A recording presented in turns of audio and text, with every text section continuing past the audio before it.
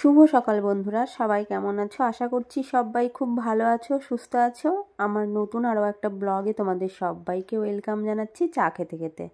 আজকে চা দিয়েই শুরু করলাম নতুন আরও একটা ব্লগ। সারাটা দিন তোমরা কিন্তু সাথে থেকো। প্রত্যেক দিনের মতো আজকেও সোনা সকাল সকাল ঘুম থেকে উঠে রেডি সেডি হয়ে স্কুলে চলে গেছে। আমি আর আমার বর একসাথেই উঠলাম। ও 5 মিনিট আগে উঠেছে, আমি 5 মিনিট পরে উঠেছি। ও উঠে ফ্রেশ হলো, তারপরে আমি উঠে কোনো রকমে ফ্রেশ হয়ে চা বানিয়ে চা খাচ্ছি। চাটা সকালবেলায় বানানো হয় না, সোনা যেহেতু খায় না ওই জন্য বানানো হয় না। বানিয়ে সেই কি হয় বলো তো, ওকে যদি একটু চা দিই এক ঢোকও নেয় না, চা রেখে দেয়। ওই জন্য আর কি চা বানানোই ছেড়ে দিয়েছি। 3টে মানুষের জন্য কবার করে চা বানাবো বলো তো? আর চা তৈরি করে রেখে পরে গরম করে খেতে না একদম ভালো লাগে না। কেমনই যেন অন্যরকম একটা টেস্ট চলে আসে, ভালোই লাগে না, বেস্বাদ মনে হয়। তো ওই জন্যই আর কি আমি আর বর উঠেই চাটা বানিয়ে চা খেলাম। মেয়ের জন্য আজকে আর চা রাখিনি। ওকে যদি বলা হয় যে মানে চা খাবি, বলবে না না, দুধ চা হলে খাবো, আদা চা বা লাল চা হলে আমি কিন্তু খাবো না, তুমি আমার জন্য রাখবে না। এর আগে প্রায় 2 দিন রেখে দিয়েছিলাম, বলবে দুধ চা রাখতে পারো নি, আদা চা রেখেছো কেন? আদা চা ভাল লাগে না। আর চা কি বলো তো, সে দুধ চায় বলো আর আদা চায় বলো, যে চাই বলো না কেন, চা তৈরি করে রাখার পরে না সেই চা যদি গরম করে খাওয়া যায় একটুও স্বাদ লাগে না, কেমনই যেন লাগে। আমার তো একদমই ভালো লাগে না। তোমাদের কেমন লাগে তোমরা অবশ্যই বলো। তো যাই হোক, চা খাওয়ার পর্ব শেষ করে বর চলে গেছে বাজারে, আমি তো চলে এলাম বিছানাটা গোছাতে। বিছানাটা গুছিয়ে নিই। সোনার সঙ্গে সঙ্গে যদি উঠে যাই তাহলে কিন্তু এতক্ষণে সমস্ত কাজ কভার হয়ে যায়, কিন্তু অত সকালে উঠেই বা কী করব। সোনার স্কুল হচ্ছে 6:45, ও 5টায় উঠে যায় জানো। এত মতো বলি যে আরেকটু শুয়ে থাক, মানে আরেকটু শুয়ে থাক, বলবে না আমার রেডি হতে অনেকটা লেট হয় জানো তো মা, ওই জন্য আর কি সকাল সকাল উঠি।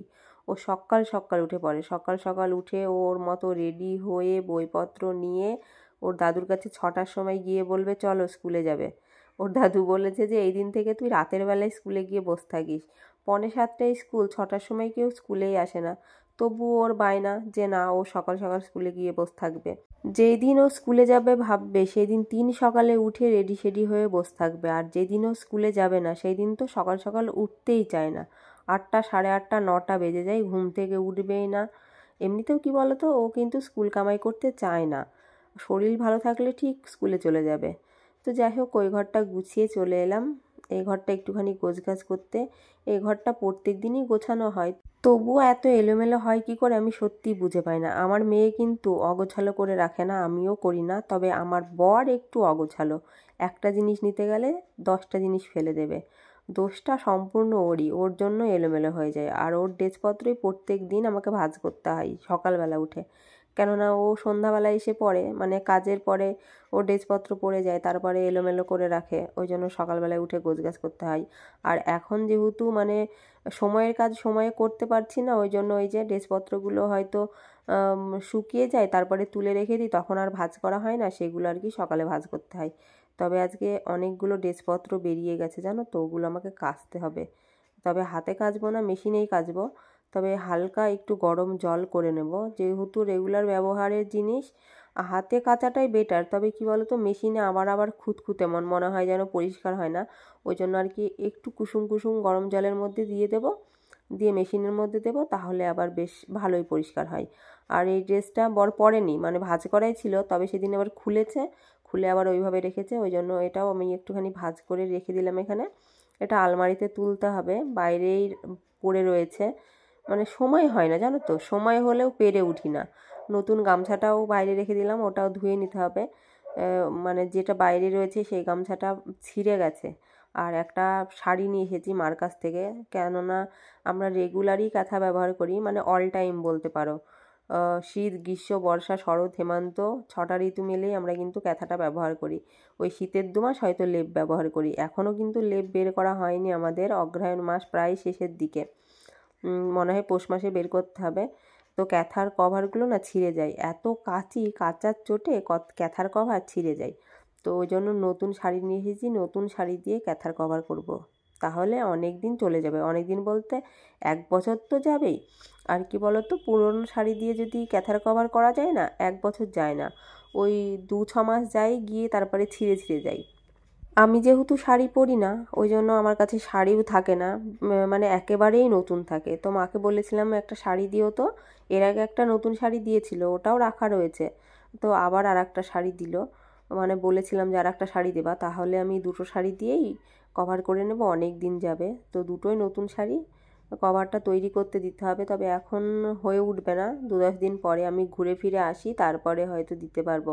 তো একটু গরম জল করে নিয়েছি, গরম জলের মধ্যে দেখো কতগুলো ড্রেসপত্র হয়েছে, একবারে তো মেশিনে যাবেই না, এগুলো দুবারে দিতে হবে। যদিও ভাবি যে কাচবো না, কিন্তু দেখো কতগুলো বেরিয়ে গেছে। সোনারই 3 সেট ড্রেসপত্র রেখে দিয়েছে, ও সেই দিন স্নান করেছে, তারপরের দিন স্নান করেছে, আবার একটা বিকেলে ছেড়ে রেখেছে, বলতে পারো 4-5 সেট ওরই, তারপরে বরের রয়েছে, আমারও রয়েছে কিছু কিছু ড্রেসপত্র, মানে আমার বলতে ওই নাইটিই রয়েছে, তাছাড়া আর অন্য কিছু নেই। চাদরটা ভাবলাম কাচবো, নোংরা হয়নি যদিও, তবুও কাচতে হবে, তবে আজকে কাচবো না, ওটা কালকে কেচে নেব, আজকে এইগুলোই কাচি, দুবারেও বেশি বেশি হয়ে যাবে মেশিনের মধ্যে। তাহলে ভাবতে পারছো, মেশিনে 8 কিলো ওয়েট পর্যন্ত দেওয়া যায়, তার বেশি দেওয়া যায় না, তবে আমার 8 কিলোর বেশি বেশিই হয়ে যায়, যখনই কাচি না কেন তখনই বেশি বেশি হয়ে যায়, কাচতে গেলেই প্রচুর জিনিস বেরিয়ে যায়, একটা দুটো তো হয় না। আর এই যে এখন শীত পড়ে গেছে, এখন তো প্রচুর জিনিস, প্রত্যেক দিন কাচো, প্রত্যেক দিন কাচো। গরমকালে তাও আবার একটা দুটো জিনিস হয়, কিন্তু শীতকালে অনেকগুলো জিনিস, অনেক কিছু বেরিয়ে যায়, যার জন্য অনেক পোশাক আশাক হয়ে যায়, সেগুলো কাচতে হয়। একবার কাচাতে দিয়ে দিলাম, ওগুলো ভিজিয়ে রেখেছি। আর এইদিকে বর বাজার থেকে এনেছে দেখো বেগুন, নতুন আলু, পালং শাক, শুকনো লঙ্কা, আর ক্যারিতে মনে হয় মাছ রয়েছে। বলেছি বরকে আজকে রুই মাছ আনবে না, কী মাছ এনেছে দেখতে হবে। তো মাছটা ধুয়ে নেব, ধুয়ে আমি গা ধুয়ে উঠবো, গা ধুয়ে উঠে রান্নাটা আজকে বসিয়ে দেব, রান্না বান্না সেরে তারপরে স্নান করব। এই দেখো একবার কাঁচা হয়ে গেছে, এগুলো মেলে দিয়েছি, আর আমি একটু গা ধুয়ে উঠে গেলাম, কেননা অনেকটা বেলা হয়ে গেছে, এখন স্নান করতে গেলে অনেকটাই সময় লেগে যাবে, রান্নাবান্না সারতে তাহলে অনেক লেট হয়ে যাবে, তাছাড়া প্রচুর পরিমাণে মাথা ঘুরছে, আমি আর পেরে উঠবো না, ওই জন্য আর কি গা ধুয়ে উঠলাম। আর এদিকে কাঁচা হচ্ছে, ওগুলো কাঁচা হতে থাক। এদিকে পালং শাক, আলু, বেগুন, সিম কেটে নিয়েছি, মাছের আলু কেটে নিয়েছি, মানে তরকারি কেটে বেছে ধুয়ে রেডি করে নিয়েছি, মশলাটাও রেডি হয়ে গেছে, মাছ ভাজতে দিয়ে দিয়েছি, ভাতটা আগে নামিয়ে নিয়েছি, মানে ভাতটা বসিয়ে দিয়েই আমি কিন্তু তরকারিগুলো কেটে বেছে ধুয়ে রেডি করে নিয়েছি, আর মাছটা গা ধোয়ার আগেই আমি কিন্তু ধুয়ে রেখেছিলাম। এটা কী মাছ আমি জানি না, তোমরাই বলো কী মাছ, কেননা মাছ আমি চিনি না, তবে রুই মাছ না এটা শিওর, তবে কী মাছ সেটা বলতে পারবো না। তো যাই হোক, তোমরাই বলো যে এটা কী মাছ আসলে। একেবারে রান্না কমপ্লিট করে নিয়েছি, আলু দিয়ে, বেগুন দিয়ে, সিম দিয়ে, পালং শাক দিয়ে একটা তরকারি করলাম, মাছের ঝোল করলাম, আর এখানে একটা বেগুন পুড়িয়ে নিয়েছি, কোনো কিছু দিয়েই তো খেতে পারছি না, বেগুন পোড়াটাও যেন এখন মুখে স্বাদ লাগছে না, তবুও একটা বেগুন পোড়ালাম, যেহেতু বড় অনেকগুলো বেগুন এনেছে, তো অতগুলো বেগুন শুকিয়ে যাবে যতই ফ্রিজে রাখি না কেন, আর ফ্রিজে রাখলে প্রত্যেকটা সবজির স্বাদই নষ্ট হয়ে যায়, তবুও ফ্রিজ যখন কিনেছি 2-1টা সবজি রেখেই খেতে হয়, তবে আমি বাইরেই বেশি রাখি, ফ্রিজের মধ্যে খুব কম রাখি, তবে আজকের বেগুনগুলো রেখে দিয়েছি, কেননা বেগুন তো বাইরে থাকলে একেবারেই শুকিয়ে যায়, ফ্রিজের মধ্যে থাকলে তাও একটুখানি ভালো থাকে, ওই জন্য আর কি। যাই হোক, এবারে দুটো ভাত বেড়ে নিচ্ছি, মা মেয়েতে খেয়ে নেব, কেননা বেলা এখন বেশি হয়নি, ওই 12টা 5-10 মতো বাজে, বর তো এখন আসবে না, খেতে আসলে সেই 1টা-1:30টার সময় খেতে আসবে, তো ওর জন্য আর ওয়েট করছি না, ও যখন আসে আসুক, আমি আর মেয়ে খেয়ে নিই, তোমরাও কিন্তু সাথে থেকো, কোথাও যেও না, পরে আবার আসছি কেমন। গুড ইভিনিং বন্ধুরা, এখন ঘড়িতে সময় হচ্ছে সন্ধ্যা 5:45, রান্না বান্নার পরে আর তোমাদের সামনে আসাই হয়নি, রান্না বান্না সেরে কিছুটা সময় শুয়েছিলাম, শুয়ে থাকার পরে উঠে মানে কোনো রকমে স্নান করেছি, স্নান করে উঠে আবার সেই শুয়েই রয়েছি, শুয়ে শুয়েই আজকে দিনটা কেটে গেল, কোনো কাজবাজই করা হয়নি জানো তো, রান্নার পরে বাসন, গ্যাস, টেবিল মানে ওইভাবেই পড়ে রয়েছে, এত পরিমাণে মাথা ঘুরছে কি বলবো, মাথা তুলতেই পারছি না, যার জন্য সারাটা দিন আজকে শুয়েই আছি, একটু বসছি মানে বসে থাকতে পারছি না, আবার শুয়ে পড়তে হচ্ছে, এইরকমই করছি।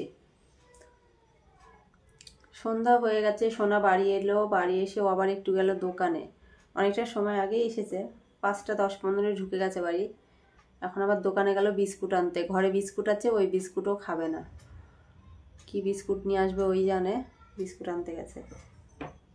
আর আমি তো সেই দুপুরবেলায় অল্প একটু ভাত খেয়েছি, তারপর আর কোনো কিছুই খাওয়া হয়নি, খিদে পেয়েছে বাট খেতে পাচ্ছি না, কেন এমন হচ্ছে আমি জানি না, এত পরিমাণে মাথা ঘুরছে, গা পাক দিচ্ছে, আবার খেতে পারছি না। কি যে পরিস্থিতি খারাপ, কি বলবো, ভীষণ পরিস্থিতি খারাপ আমার। দেখি বর কখন বাড়ি আসে।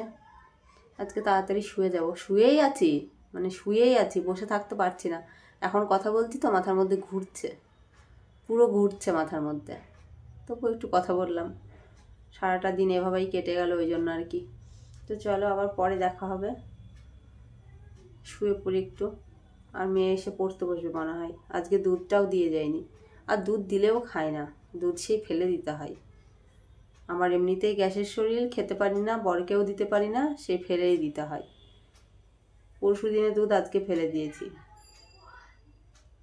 এখন রাত্রি 8:30 বাজে, আর বর দেখো কি এনেছে। বর এনেছে চাউমিন। ওকে সন্ধ্যাবেলায় ফোন করেছিলাম, যেহেতু কিছু খেতে পাচ্ছি না, সেই রান্নাবান্না করেছি। রান্নাবান্না করে তোমরা দেখেইছো কয়টুকু ভাত নিয়েছি। ওই ভাতটুকু আমি খেতে পারিনি, অনেকটা ভাত ফেলে দিয়েছি, মানে তার মধ্যে হাফ খেয়েছি আর হাফ ফেলে দিয়েছি। মাছটাও আমি খেতে পারিনি, জানো, এমন তো অবস্থা। তো বরকে বলেছিলাম একটু চাউমিন এনে, তো চাউমিনটা যদি ভালো লাগে মুখে। তো ওই জন্যই আর কি বর চাউমিন এনেছে। তবে এখন 8:30 বাজে। বর বলছে এইটুকু চাউমিন এনেছি, তাও আবার ভিডিও করছো? ভিডিও করো না, তাই বলছিল। আমি কি বলো তো, অল্প একটু জিনিস হলেও তোমাদের সাথে শেয়ার করি। আর কেনই বা শেয়ার করব না? এইটুকু চাউমিন এনেছে বলে শেয়ার করব না?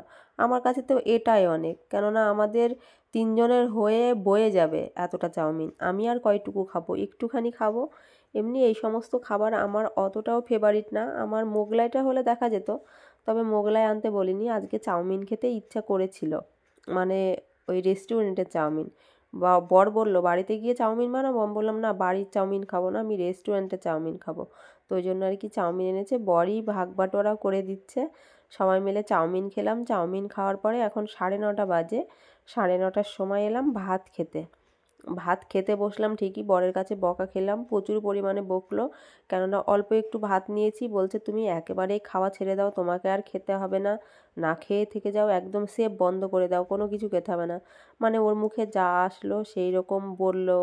কিন্তু আমি কি করব বলো, আমি তো চেষ্টা করছি আমার মতো খাবার জন্য, কিন্তু আমি খেতে পারিনি। সত্যিই বলছি আমি খেতে পারছি না, কিন্তু বর সেটা বিশ্বাসই করতে চায় না। কি করব। আজকে আর ভাত আমার কপালে জুটলো না, বরের বকুনিটাই জুটলো। বরের বকা খেয়ে পেটটা ভরালাম, ভরিয়ে বাসনপত্র নামিয়ে এঁঠোটা কোনো রকমে পেরেছি, পেরে একটু চেঞ্জ করলাম।